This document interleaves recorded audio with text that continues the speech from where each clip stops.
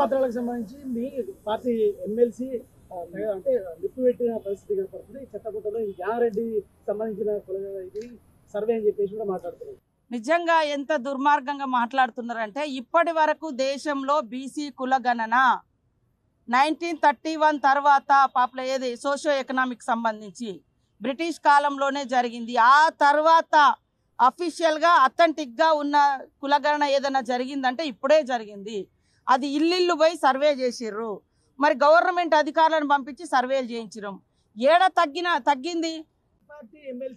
ఇక మా పార్టీ కాదా ఆయన డిసైడ్ చేసుకోవాలి. ఇప్పుడు నా బాధ, ఎందుకంటే నేను కూడా మల్లన్న కోసం చాలా కష్టపడ్డాం, పనిచేసినాం.